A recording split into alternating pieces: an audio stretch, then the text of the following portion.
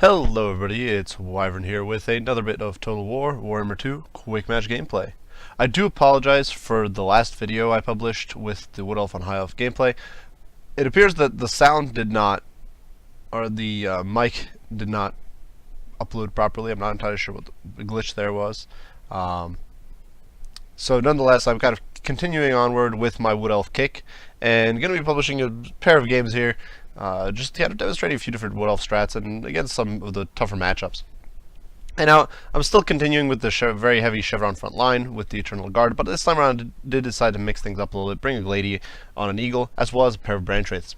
So, obviously against the High Elves, they generally have great shooting, much better shooting than you have as the Wood Elves, and at least against your lightly armored troops, and they have better cavalry than you do, so you definitely need to kind of deal with that in some way.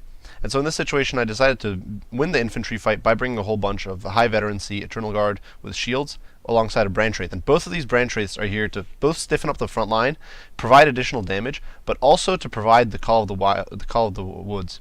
This is a +5 melee attack boost, and I think it's great, and by positioning the Branch Wraith in kind of a strategic position, like between these two units of Eternal Guard, it means he's providing the bonus to both units and giving both of them +5 melee attack, which is a 5% increase to their chance to hit. My front line, as mentioned, is composed entirely of Eternal Guard, high veterancy. These guys will trade somewhat effectively with, say, White Lions, and they are about of comparable cost, so they're definitely no pushovers, they're definitely pretty decent combatants, and they still provide that anti-large if your opponent decides to plow into you with, say, Dragon Princes or Silver Helms or anything like that. Up in the sky, I do have a Glady, of course, coming in with Prayer of Anathrema, as well as the Arrow of Kurnus to help pick off high-value targets, as well as just prevent enemy cavalry charges from getting too far, that sort of stuff.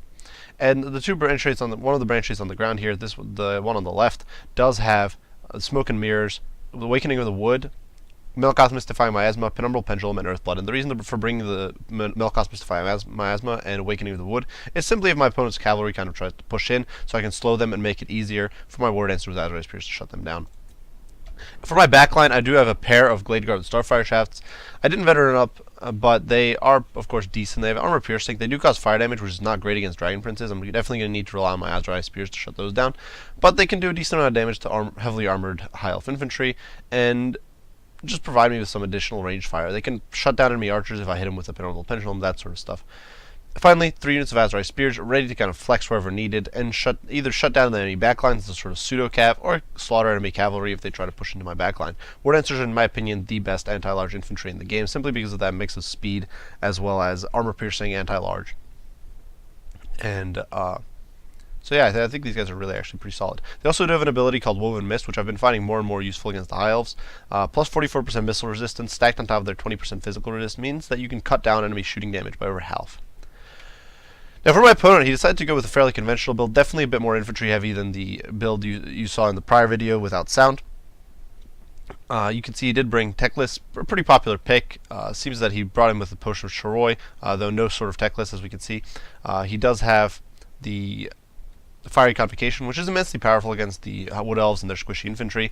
Of course, Potion of Shoroi, Regrowth, which is nice for shutting down or undoing damage done, Flock of Doom for damage to squishy targets, Enfeebling Foe, very useful spell just to debuff enemy troops, making them easier to slaughter, Flaming Sword of Ruin to buff damage, and then finally Chain Lightning against blobs, I suppose. I don't really think Chain Lightning is that great against Wood Elves, especially because they don't tend to blob up very much. And then Net of a Mintok, which I forgot to mention, but it's a freeze, or it's a VC net spell. I think my opponent actually brought all his spells here, so definitely a little interesting decision. Perhaps unsure of what he wanted to use against the Wood Elves, unsure what I was going to bring. Alongside that, my opponent did bring a Mage of Life, which is interesting. Once again, with all her spells. I'm not entirely sure what my opponent was thinking here, if there was anything specific he was looking for, if he was worried that Teclis' heals would not be adequate. So regardless, a lot of healing going down. Otherwise, my opponent does have 2 units of Legion Archers who are trying to pepper out my backline, or pepper out my front line, I suppose. But I did manage to net one with Brave Anathrema, and immediately unloading on him with the Starfire Shafts. His front line composed of Spearmen, backed by a single Eagle Claw Bolt Thrower to force me to come to him, as well as provide some good AP against either large or blobs of infantry, and then 3 units of archers to outshoot anything I put on the field, essentially. Finally, Dragon Princes and Silver Helms with shields are going to be a huge nuisance for me, because Dragon Princes are really powerful. They can basically steamroller any of the cavalry the Wood Elves can bring, and ignore everything with the exception of Way Watchers from the range roster. So you're really relying on your War Dancers with Azrael Spears to shut these down. Silver Helm's not as dangerous, but they do have shields, and they definitely do have armor. Finally, of course, the white lines are okay as well. As you can see, the fire is definitely coming hot and heavy into my front line. You can see the branch race outstripping the Eternal Guard by a little bit, and that's actually perfect because it means they will absorb the charge. They won't take as much damage relative to the Eternal Guard. If the Eternal Guard is forced to take the charge from the white lines of Grace, they won't do great. And you can see I definitely managed to engage there. Over here, I do have the Eternal Guard and the War Dancers Azure Spears zoning away my opponent's cavalry, preventing them from getting those charges. And in the meantime, the Eternal Guard does engage. You can see the white lines already taking a massive beating, and they are getting put down rather quickly.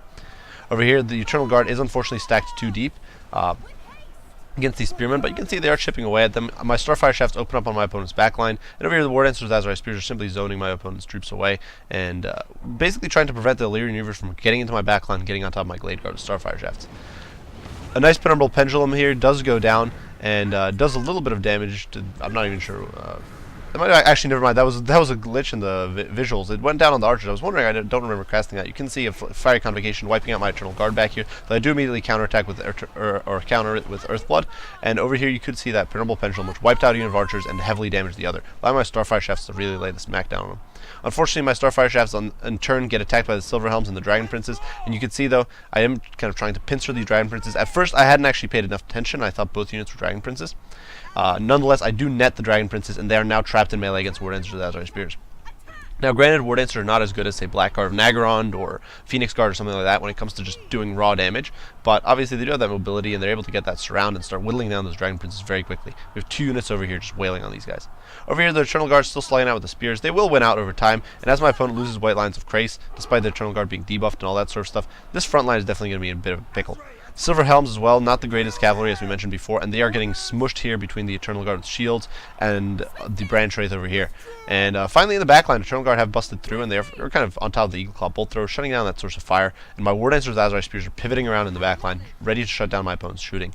So definitely exploiting these guys as a sort of pseudo-cavalry. I think they're very, very useful for that.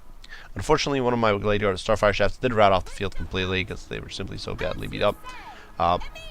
As you can see, the Silver Helms, despite Earthblood being cast on them, are getting massacred. They're getting dragged into the pits. Of course, over here, the Branch Wraith is just providing those buffs and allowing my troops to hack and slash their way through the Spearmen relatively easily. And as you can see, the Silver Helms, despite trying to extricate themselves here, are definitely struggling. They're not really going to be able to sneak out that easily, and they're going to lose several models. Over here, Teclis is kind of just sitting around getting sniped away at by my lord. And the Chain Lightning, definitely not the greatest of spells. It does fry a few guys here. You can see some are exploding into bloody gobbets, but it's honestly not going to do that much. So my troops are just not that blobbed. Dragon Princes are coming back into the fray.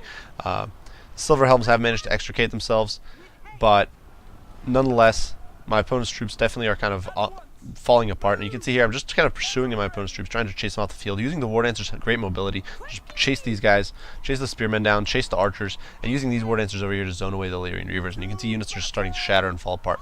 Shortly, I do pull away this Branch Wraith as well as these Spearmen, allowing these Spearmen to keep pursuing, figuring that this blob over here is generally kind of adequate to mop up these remaining Spears and the Dragon Princes.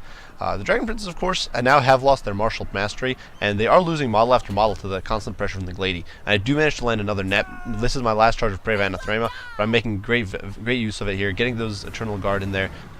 War Dancers with Azure Spears are hot on their tail, and you can see these guys just getting dragged into the muck. Dragon Princes, though, a very tough opponent for the Wood Elves. If they get caught like this by War Dancers with Azure Spears, they are going to go down very, very quickly. I do pop over and miss because my opponent is shooting away at me with these archers, with the Illyrian Reavers, and I simply don't. Melee defense debuff, while it's definitely painful, it's important to keep in mind that it's against cavalry. Oftentimes cavalry has good enough melee attack, especially on the charge, to be hitting you no matter what. So might as well get that bonus against enemy shooting just to shut that down, because it's going to be doing more damage to your Azure Spears than the Cav will. Over here, the Silver Helms, getting picked away at by the archery, but at this point my opponent does decide to simply GG out, as his army is essentially in tatters, and there's very little left on the field. So unfortunately, I'm not entirely sure. I've been having these somewhat ridiculous lag spikes as of late and on the end game, and I'm not entirely sure why that is. I definitely need to kind of look into that. But nonetheless, it's worth, I think, just seeing how the composition did. We can see Glade Guard with Starfire Shaft's not the greatest, but I do think they're useful just in case your opponent brings something you didn't expect, to knock out heavy armor, to bust through, say, enemy dragons. Most of the dragons don't have a fire resistance. Actually, maybe none of them do. I'm not entirely sure. I know the Phoenix does. But these guys are just decent for shutting down enemy armor and forcing your opponent to try to commit sort of cavalry, and combined with, especially with the Penumbral Pendulum wiping out enemy backlines, you can definitely kind of combo these guys with the Azrai Spears to bait enemy cavalry into bad spots. You can see the Azrai Spears, not the greatest kill counts, but except these guys who are pseudo-caving in the backline. But obviously 30 cavalry, especially most of which were Dragon Princes, is not really a bad kill count. They're really able to kind of drag that cavalry down into the muck, and that's really what their job is. They're very, very useful for that. The Eternal Guard slugging out with enemy spears won pretty decisively. Obviously, some of them did get hit by fiery convocations and all that sort of stuff, but nonetheless, their damage output was just really solid. Those silver shields protected them against enemy archery, and they just came out on top in the long run. Branch Wraiths, once again, very useful in melee. And the Glady was useful at just picking away models. She was pecking away models at the Lyrian Reavers, pecking away Dragon Princes, using the Arrow of Kurnus to apply some pressure to my opponent's heavy troops here, and that was just very useful. You see, the White Lions didn't actually get very much done against the Eternal Guard, and while I understand the use of White Lions because they are superior infantry to a lot of what the Wood Elves can bring, and they are fairly cheap and they have missile resistance. It's worth mentioning, I think, that they just don't have the greatest of melee stats. Their melee attack that's something like 34 or 36, and once they lose martial prowess, their melee defense is terrible. So they really fall apart in a one-to-one against even Eternal Guard.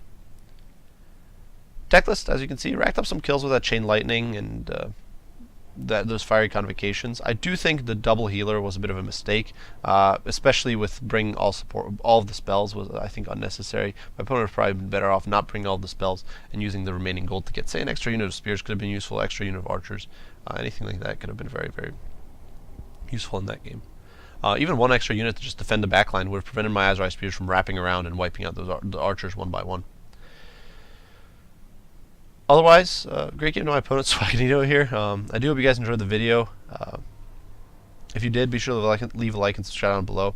If you have any comments or criticism, anything like that, be sure to post them down in the comments and I'll respond as soon as I can. Hopefully, I don't have any issues with the sound uploading or the voice uploading. I'm not entirely sure what's up with that, but yeah, I do hope you guys enjoyed. I appreciate you all for watching, and I will see you all in the next one. Bye for now.